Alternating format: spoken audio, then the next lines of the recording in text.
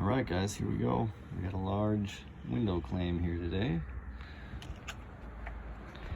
We got some Sherer Bros sash.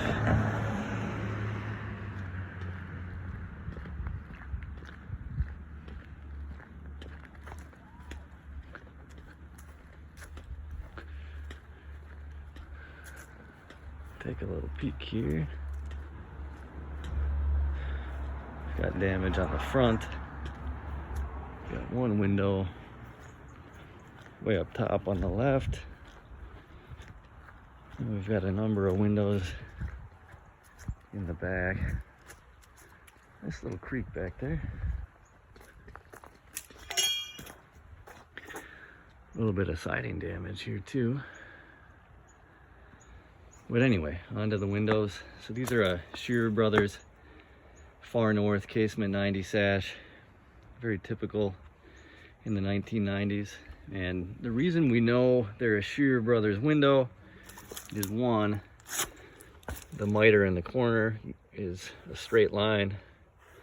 It doesn't jog down and cut over like a Windsor does or a Vetter. It's just a straight line. And then the frame of the window here in between the two sash has three skinny pieces. 1, 2, 3. The frame on this window is extruded aluminum. The sash is rolled aluminum. So the frame does not have any damage to it. So this is going to be a sash only window replacement. And if you look here, you can see the hits on the sash.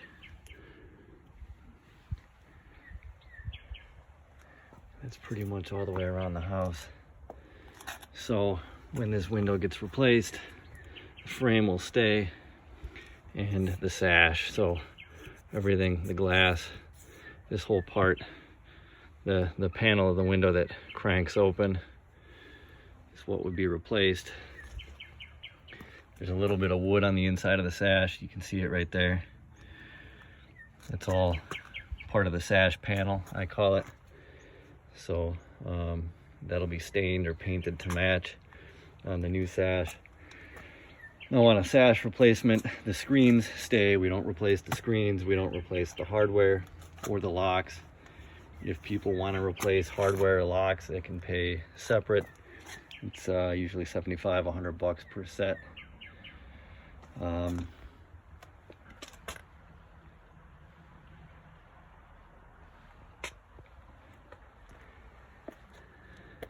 Now the new Sherer Bros sash will be clad in extruded aluminum. So the line will go straight down on the new sash. Extruded aluminum is like an aircraft grade aluminum. It's not susceptible to hail damage. So you won't get hail damage on the new sash. That's why these frames here are made out of extruded aluminum, and there's no damage to them. But the rolled aluminum portion is very soft. There's a lot of tin in the metal, so you get hail damage very easily. And these windows were problematic when they were made. Here's a good example. I don't know if you guys can see it, but the rubber gasket has fallen down in between the aluminum and the glass, so there's a big gap here for moisture and water to work its way in. A lot of damage on this window too. You can see there's gaps in the corners of these old aluminum windows where they just put a little bit of caulking. Well, water can work its way in here. There's wood right behind this aluminum cladding, and that wood will absorb moisture. It'll expand, contract, warp, and then you get bigger gaps in the seals.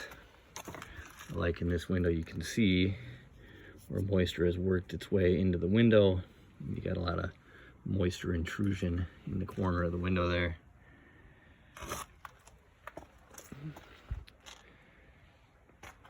So people have issues with these old sash. When they start to get some of that moisture intrusion, they have problems opening and shutting the sash. Or you'll see the seals around the window break. They'll get condensation in between the two panes of glass. The windows will get dirty from the inside out. Sometimes you'll see the weather stripping rotting out of the bottom of the window. It'll be hanging out. the bottom of the sash. So these are all common problems. You get some big picture windows here. Another big picture window. You've got small transom windows up on top. And all those are damaged, all those will be replaced. The windows with screens here and here, those crank out. So when they replace them, they crank the window open, detach those sash from the hardware, reattach them to the hardware, and then the fixed sash or the picture windows like this one in the center, or this guy, or this guy, or the transoms, or this guy. These are all fixed windows. So they remove the sill and side stops, and then there's screws that hold the windows in. So they unscrew the existing window, they pop the whole sash panel out, put the new one in, and secure it, and then reattach the sill and side stops, and then boom, you've got a new sash in, a new window that seals again. The glass has gone through about 5 generations of upgrades between the mid-90s and today. So all the new glass packages we use are low E glass standard. They're double pane. There's an argon gas in between both panes of glass. The argon gas is not conductive, so it prevents heat from transferring between the inside and the outside of the window. And then when you're talking about low E windows are standard nowadays. And the low E is just a reflective coating that goes on the inside of each pane of glass. And that coating has small metal, typically titanium shavings in it.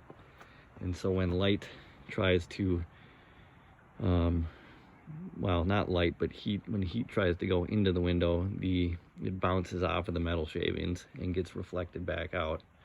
And same thing when heat tries to escape the home, the metal shavings redeflect it back to the interior, so you're getting more of a buffer inside the window.